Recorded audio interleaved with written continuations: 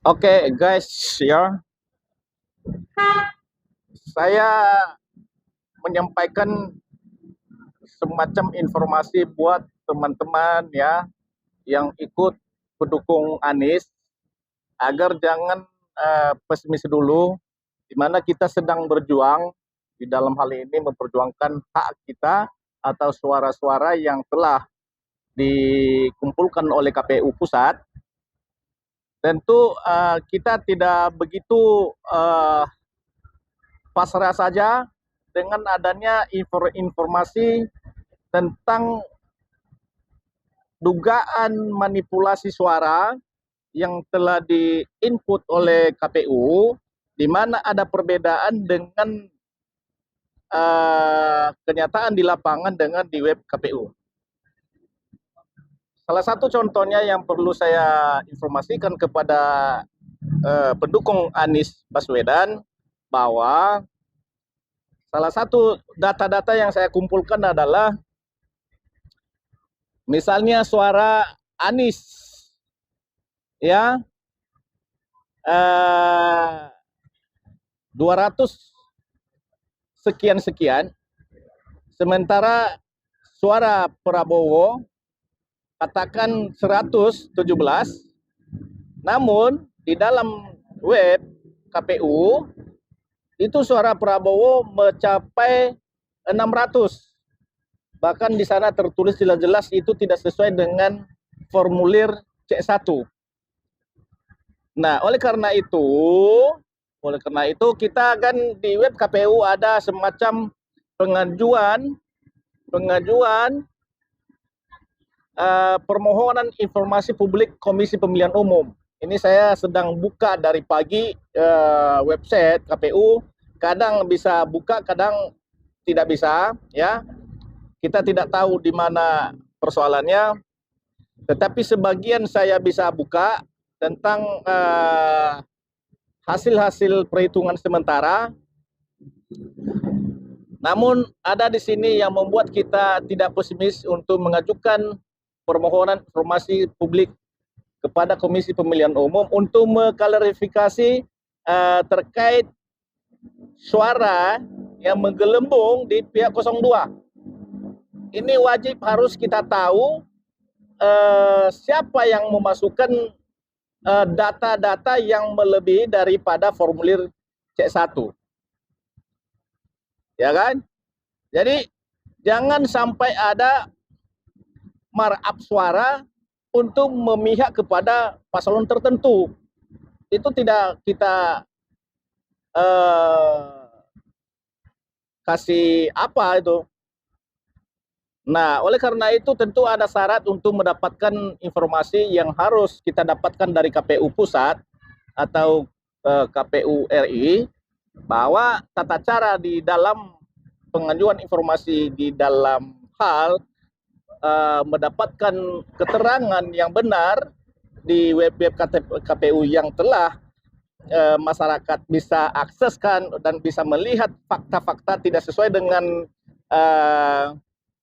real yang di lapangan, maka kita harus melalui tahapan-tahapan pengajuan informasi sebagaimana berikut disarankan oleh KPU sendiri di dalam web Komisi Pemilihan Umum Republik Indonesia. Yang pertama, mengajukan permintaan informasi publik kepada KPU melalui pejabat pengelola informasi dan dokumentasi dalam kurung PPID, baik langsung datang maupun tidak langsung, atau lewat faksimil, telepon, surat, dan surat elektronik. Itu yang pertama. Yang kedua, di sini ada permohonan informasi menuliskan nama dan nomor telepon, email, alamat subjek, atau jenis informasi yang diminta, bentuk informasi yang diminta, dan cara penyampaian informasi yang diinginkan dalam formulir permohonan informasi. Permohonan informasi juga harus melampirkan fotokopi kartu identitas yang masih berlaku. Jadi kita siap melampirkan nanti fotokopi KTP kita untuk mendapatkan klarifikasi terkait suara-suara yang notabene tidak sesuai dengan hasil real di TPS. Ya, terlepas siapa yang menang, tetapi harus real jumlah suara sesuai dengan formulir C1 di lapangan. Yang ketiga yaitu pelayanan informasi mencatat permohonan informasi dalam buku registrasi. Nah, itu kita harus dicatat supaya jangan nanti tidak jelas informasi yang mereka berikan. Dan yang keempat adalah pelayanan menyerahkan tanda bukti permohonan informasi kepada permohonan informasi berupa nomor formulir permohonan informasi. Nah, jadi di dalam hal ini ya, Desk pelayanan menyerahkan tanda bukti permohonan informasi kepada pemohon informasi berupa nomor formulir permohonan informasi. Dan yang terakhir nomor 5 yaitu Desk pelayanan dapat langsung memberikan informasi jika informasi yang diminta adalah informasi yang tersedia setiap saat. Untuk informasi yang diumumkan dan serta-merta, Desk pelayanan menyarankan permohonan informasi untuk membuka website resmi KPU, ya, dalam kurung kpu.go.id.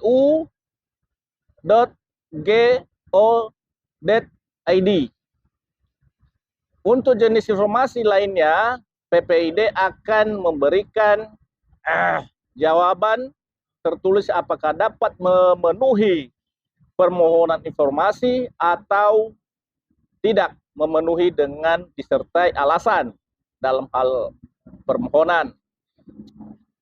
Informasi umum PPID memiliki waktu 10 hari kerja, dapat diperpanjang selama 7 hari dan disertai alasan oleh mereka kalau misalnya tidak dapat mereka memberikan jawaban yang saat kita dapatkan itu.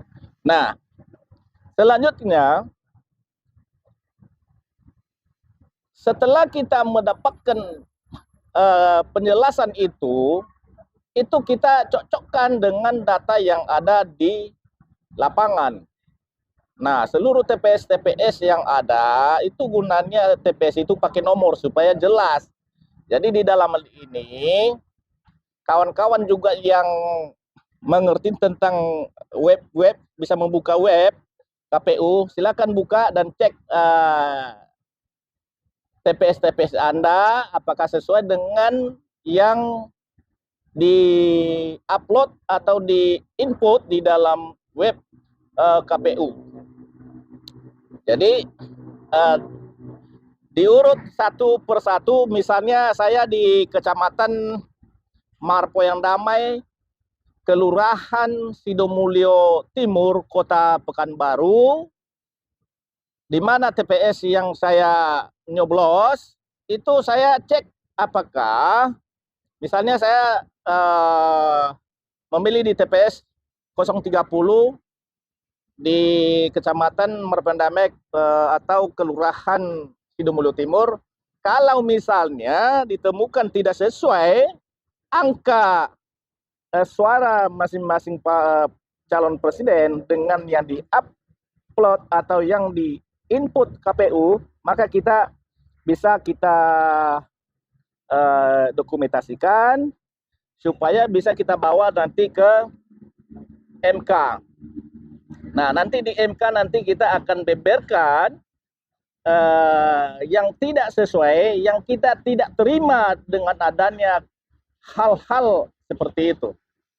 Nah, oleh karena itu, mari kita sama-sama ya, mungkin di seluruh Indonesia ini kita juga bisa buka web ya, web KPU untuk mendapatkan informasi yang jelas.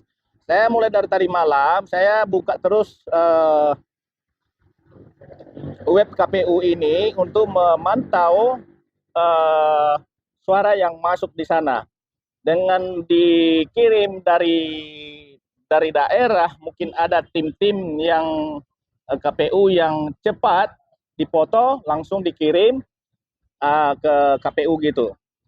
Nah, bisa saja terjadi salah tulis, itu yang udah lama-lama lah, itu udah, kalau angka-angka itu sering salah nulisnya itu. Itu hilang akal orang kalau sudah menulis angka-angka itu, ya. Kalau masalah angka, orang Indonesia ini agak susah sedikit, ya. Kenapa? Kadang-kadang nomor 8 terbalik itu menjadi 00 itu, ya. Bisa nomor 5 menjadi 2 itu. Nah, jadi itu hal biasa, makanya kita koreksi, ya, dari berbagai masyarakat, ya, terutama orang-orang intelektual yang harus melakukan hal itu supaya suara masyarakat tidak sia-sia selama kita mengikuti tahapan pemilu presiden 2024 ini, ya, dapat kita menerima apa adanya yang namanya kemenangan, ya. Siapapun kalau memang real, benar adanya, itu kita harus siap menerimanya. Nah, yang lucu-lucunya kalau kita lihat, itu banyak beberapa data yang kita himpun, yang kita kumpulkan di daerah, ya, di daerah kita termasuk juga penggemar atau pemantau pemilu. Bukan masalah kita cinta atau sayang dengan calon kita nomor 1, bukan. Ini di Indonesia jangan sampai terulang-ulang, ya, salah input, salah hitung, ya, dan mereka mengambil kesempatan di situ, ya, untuk secara tidak langsung melakukan manipulasi suara terhadap masyarakat. Nah, jadi data-data yang saya kumpulkan di sini banyak sekali yang memang notabene disampaikan oleh kawan-kawan. Nah, ini angkanya 206, ya. 206, sebenarnya 106. Nah, ini buktinya, kita upload itu sebenarnya 106, ya. 106 menjadi 206 tadi. Nah, dengan ini 100, ini 106, ini 13. Iya. Nah, ketika nengok di sistem, secara otomatis ini sudah berubah, ya. Iya. Prabowo jadi naik dari 100, 206. Satunya betul kan? Betul, yang Anies sama Ganjar betul. Nah, ketika kita mau mengubah punya Prabowo, nah, apabila ini begini, iya, 106 melompat menjadi 206. Lompatannya itu 100, bahkan ada yang 500 suara itu. Nah, ini kita tidak terima. Ini web KPU yang bisa kita akses, dan di dalam web KPU itu sendiri itu barang. Nah, ini dia. Ini banyak kawan-kawan mengirim data ini. Yang kedua,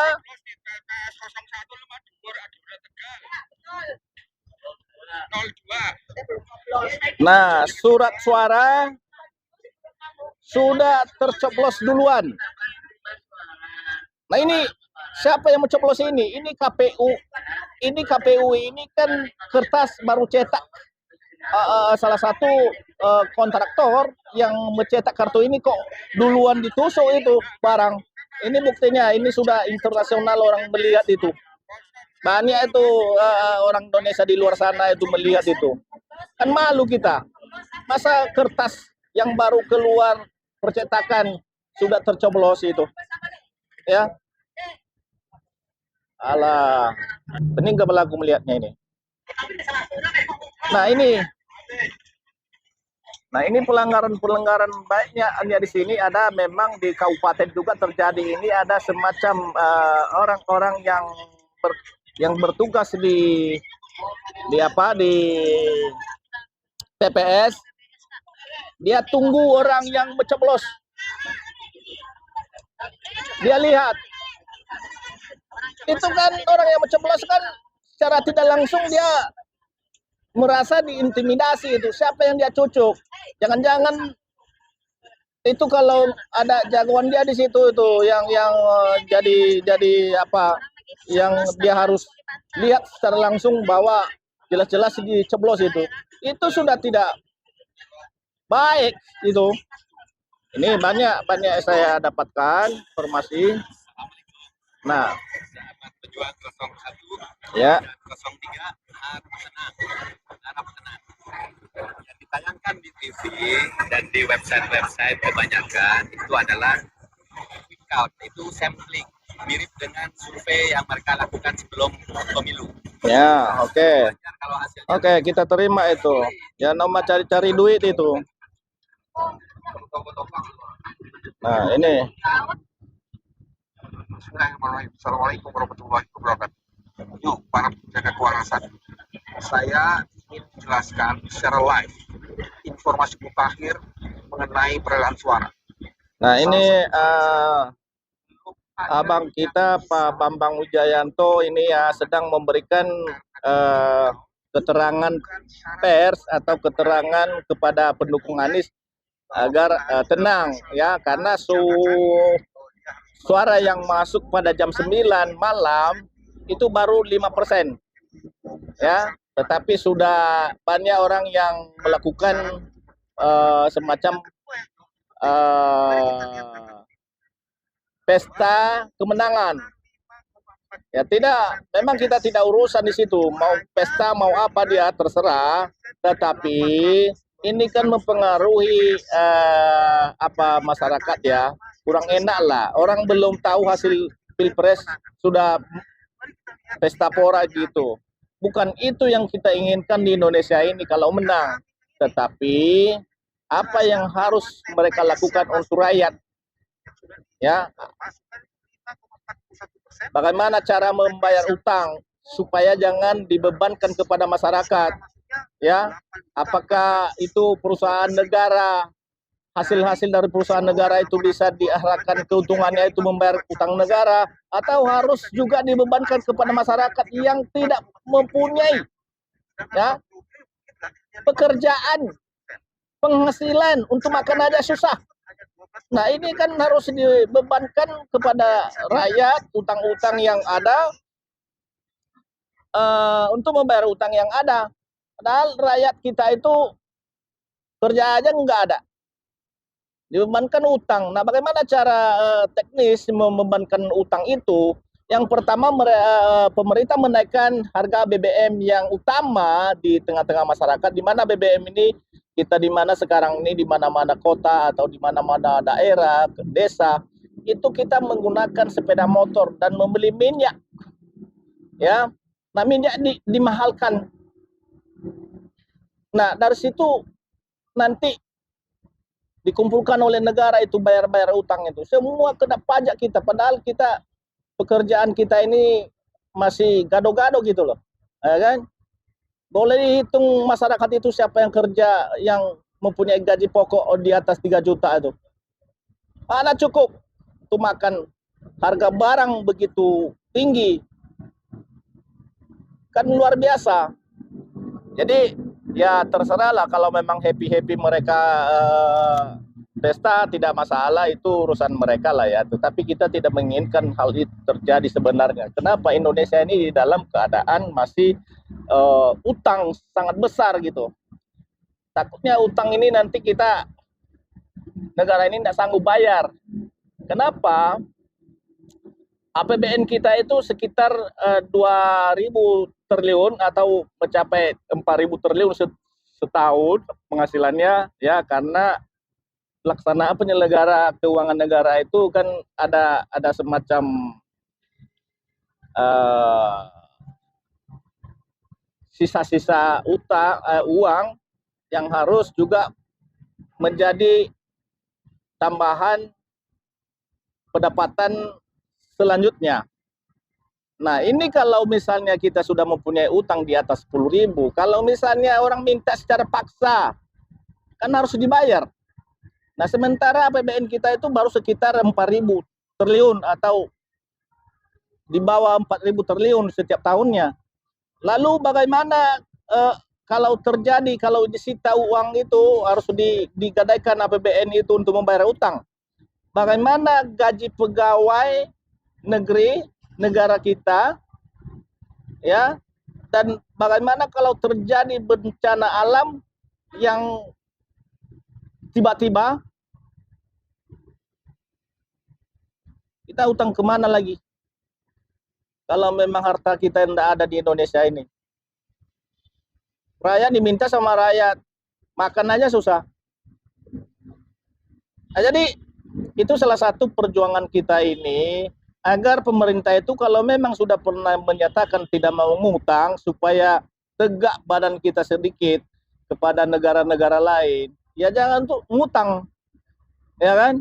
Siapa mau jadi presiden kalau bisa utang, bisa membangun semua itu. Apalah beratnya membangun kalau ada uang. Tetapi karena tidak ada uang, ya di pelan-pelan. Boleh utang tapi di pelan sesuai dengan kemampuan. Jangan sampai kita melihat orang yang punya utang itu ketakutan kita hidupnya. Jadi sepotong ini dulu yang mau saya sampaikan melalui YouTube, ya, agar masyarakat paham bahwa kita sedang berjuang. Jangan pesimis dulu, kita mau cari keadilan, ya, terhadap suara yang telah kita berikan pada tanggal 14 kemarin. Jadi itu aja. Assalamualaikum warahmatullahi wabarakatuh.